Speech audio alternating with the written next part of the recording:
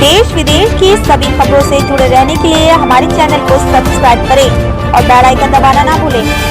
हर खबर पर है हमारी पहली नजर। नमस्कार, मैं प्रीति शर्मा और आप देख रहे हैं कॉर्पोरेट बुलेटिन न्यूज। खबर हल्द्वानी से है। आज नेता प्रतिपक्ष के आवास पर अमूल ऑटो कंपनी के कर्मचारी अपनी समस्याओं को लेकर पहुंचे। कर्मचारियों के द्वारा बताया गया कि कंपनी के प्रबंधक के द्वारा सरकार की गाइडलाइन का उल्लंघन करते हुए कंपनी प्रबंधक के द्वारा हमारी सेवाएं समाप्त करने की बात कही जा रही है, वही तनख्वाह भी नहीं मिल रही है। इस मामले पर नेता प्रतिपक्ष डॉक्टर इंदिरा हितैषी के द्वारा कंपनी मालिक से फोन पर वार्ता कर मामले को संज्ञान में लिया गया, जिसके पश्चात नेता प्रतिपक्ष द्वारा कंपनी प्रबंधक का आभार व्यक्त किया गया। नेता प्रतिपक्ष का कहना है कि वैश्विक महामारी कोरोना के चलते सभी कारोबार बंदी के कगार पर हैं। कई औद्योगिक संस्थान एवं फैक्ट्रियों के मालिकों द्वारा फैक्ट्रियां बंद कर दी गई हैं। वहीं दूसरी ओर कुछ फैक्ट्री एवं औद्योगिक संस्थान के मालिकों के द्वारा फैक्ट्रियां बंद करने का मन बना लिया है। फिर भी फैक्ट्री मालिकों के द्वारा 50% तनख्वाह कर्मचारियों को दी जा रही है। नेता प्रतिपक्ष का कहना है कि सुया तिवारी जी के अथक प्रयासों के चलते सिडकुल स्थापित किया गया था, जिसमें लाखों लोगों को रोजगार मिले। सुया तिवारी जी का सपना था कि इंडस्ट्रियल एरिया सिडकुल यहीं स्थापित रहे। तिवारी जी के सपने को पूरा करने के लिए कांग्रेसी सरकार प्रयासरत रहती है। सिडकुल प्रदेश में से ना जाए, इसके लिए कांग्रेस पार्टी के द्वारा अथक प्रयास किए जाते हैं, लेकिन भाजपा सरकार रोजगार देने की बजाय निरंतर रोजगार खत्म करने लगी है। एक और भाजपा सरकार के द्वारा प्रतिवर्ष 2 करोड़ व्यक्तियों को नौकरी देने की बात कही थी, वहीं दूसरी ओर भाजपा सरकार के द्वारा लाखों लोगों को बेरोजगार किया जा रहा है। आज भी फैक्ट्री मालिक सुया तिवारी जी की बातों को दोहराते हैं। नेता प्रतिपक्ष ने कहा कि बजाज, टाटा, अन्य औद्योगिक क्षेत्र के स्वामी यही कहते हैं कि हम तिवारी जी का चेहरा देख प्रदेश में इन्वेस्टमेंट करने आए थे, लेकिन भाजपा सरकार में कोई भी ऐसा विश्वास पत्र चेहरा नहीं है कि जिस चेहरे को देखकर प्रदेश में औद्योगिक क्षेत्र में इन्वेस्टमेंट किया जाए। वहीं नेता प्रतिपक्ष ने कहा कि वैश्विक महामारी के चलते लाखों लोगों को कंपनियां बाहर का रास्ता दिखा रही हैं, लेकिन उनको अपने कंपनी मालिक का आभार व्यक्त करना चाहिए कि ऐसी वैश्विक महामारी कोरोना संक्रमण के मद्देनजर बंदी के समय भी 50% तनख्वाह अपने कर्मचारियों को दे रहे हैं। वहीं फैक्ट्री मालिक का कहना है कि फैक्ट्री अभी कुछ समय बाद खोलने के लिए विचार किया जाएगा, क्योंकि इस वक्त बाजार मंदी के दौर से गुजर रहा है। माल की खपत न होने के कारण फैक्ट्री का उत्पादन पूर्णतः प्रतिबंधित है। आने वाले समय के हालातों को देखते हुए यदि कारोबार में माल की डिमांड बढ़ती है तभी फैक्ट्री चलाई जाएंगी, लेकिन उस वक्त भी सभी कर्मचारियों को नौकरी देना संभव नहीं है। नेता प्रतिपक्ष का कहना है कि देश आज आर्थिक तंगी के दौर से गुजर रहा है। वहीं दूसरी ओर औद्योगिक क्षेत्र के कई फैक्ट्रियां बंद हो चुकी हैं और कई मालिकों ने अपने फैक्ट्रियां बंद करने का मन बना रखा है। यदि ऐसी हालत चलते रहे तो आने वाले समय में देश में आर्थिक संकट की बहुत ही बड़ी समस्या उत्पन्न हो जाएगी।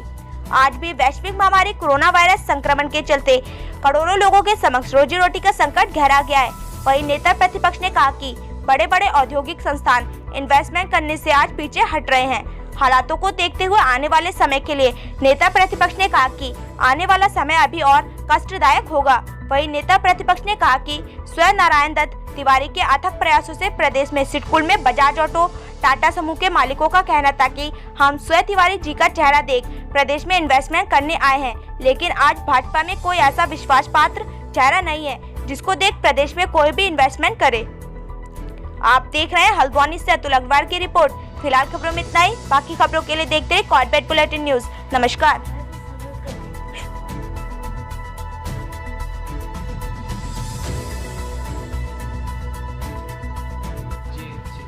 कर्मचारी आपसे भेंट करने आए थे, क्या कारण था? देखिए, मेरे पास तो सिडकुल से जो फैक्ट्री बंद होती है या तनख्वाह नहीं मिलती सब आते हैं और मैं सीधा मालिकों से बात करती हूँ।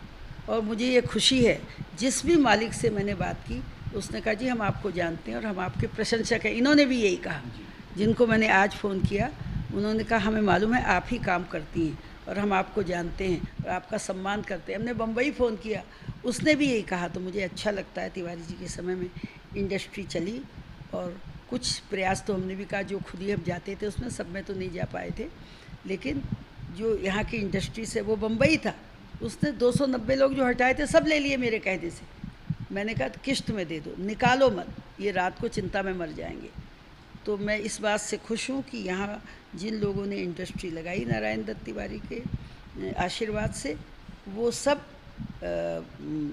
अच्छा व्यवहार करते हैं बातचीत में और कोशिश करते हैं अपने कर्मचारियों को वेतन दें। इन्होंने कहा अब तक हम आधा वेतन सबको दे चुके हैं, जुलाई का भी देंगे।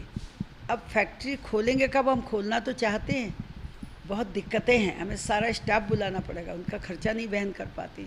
अपनी कठिनाई भी बताइए, मैं दोनों बातें सुननी होंगी। फैक्ट्री यहाँ से भागे नहीं, हम तिवारी जी के कारण इसका हमेशा ध्यान रखते हैं और उन्हें वास्ता भी देते हैं तिवारी जी का, कितनी मुश्किल से उन्होंने ये सब काम कराया। अगर वो मुख्यमंत्री ना होते तो तुम लोग यहाँ नहीं होते। आज की सरकार में जिस तरीके से सिडकुल की बदहाली को लेके सवाल उठते आए हैं कि सिडकुल की अधिकतर फैक्ट्रियां बंद हो चुकी हैं या कुछ बंद होने की कगार पे हैं, किसको जिम्मेदार समझते हैं आप? देखिए, जहाँ तक इस सरकार का सवाल है, ये क्या कोई भी काम कर रही है? सड़क से आ जाओ, पहले सब में गड्ढे हैं, पानी भरा पड़ा है, पीने का पानी नहीं मिल रहा है और बिल्कुल नाकाम विफल फेल सरकार है। खुद ही मस्त है, खुद ही मुँह या मिट्ठू अपनी तारीफ खुद कर लेते हैं और आराम से जीवन जी रहे हैं। इसका जवाब इन्हें 2022 में मिल जाएगा। इनकी विदाई तय है, ये नहीं कि मैं करूँगी विदाई, तो जनता करती, और जनता ने इनकी विदाई का मन बना लिया है। राज्य कर्मचारी नाराज है। आप बताइए, एक दिन का वेतन प्रति माह कटेगा साल भर तक। अरे एक दिन का किसी का 1800 है, किसी का 500 है, किसी का 600 है, तो कितनी मुश्किल से हिसाब लगा के वो अपनी व्यवस्था करता है। हमने इसका विरोध किया, पर अभी उन्होंने इसको नहीं कुछ किया। इसके अलावा कर्मचारियों की जो स्थिति है, एक बयान अभी देखा, मुझे मिला नहीं, मंत्री को हाउस होगा तब तो मैं उठाऊंगी। उसने मज़दूरों की तरह ये कहा है कि प्रिंसिपल जो है वो सुबह भी हाजिरी भरे और शाम को भी हाजिरी भरे। और मैं टीचर्स यूनियन और कर्मचारी यूनियन में काम कर चुकी हूँ और मैं उनकी तो बहुत डांट लगाऊंगी। ये अच्छी बात है, मेरी बात सब सुन लेते हैं। तो आप बताइए, शर्म की बात है, बेइज्जत कर रहे हैं, गुरुजनों को ये बेइज्जत कर रहे हैं, कर्मचारियों को ये बेइज्जत कर रहे हैं और कोई विकास का कार्य नहीं कर रहे हैं। जिस तरीके से त्रिवेंद्र रावत जी ने उत्तराखंड में इन्वेस्टर्स मीट बुलाई थी और बहुत बड़े बड़े वादे, बहुत बड़ी बड़ी बातें को मिल नहीं, इसलिए नहीं दिखा, इन पर भरोसा नहीं है ना। इन्वेस्टर कब आता है? जो बड़ा आदमी, बजाज क्यों आएगा यहाँ? नारायण दत्त तिवारी पर भरोसा था तब आया, टाटा तब आया जब तिवारी जी पर भरोसा था। तो इनके भरोसे के चेहरे नहीं है। क्रेडिबिलिटी अंग्रेजी में जिसे कहते हैं, विश्वसनीयता, तो वो चेहरे इन्होंने बनाए नहीं। वो चेहरे होते हैं काम से। अब मैं जिससे भी बात करती हूँ वो 10 मिनट मेरी तारीफ़ करता है। सब मैं आपके बारे में जानता हूँ, मैं तो बहुत मिली ही नहीं बहुतों से। वो मुंबई बैठा आदमी था, उसने कहा जी मैं आपको जानता भी हूँ और अच्छा भी मानता हूँ। मैंने कहा फिर इन्हें सबको वापस ले दो।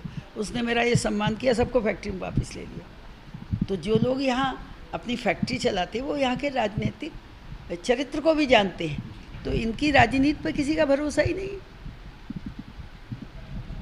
मैं भी इन्हें कहती रहती हूँ, लेकिन जैसे मैंने कहा भाई राशन बांटते हो, पीले कार्ड वालों को भी एक बार फ्री दे दो।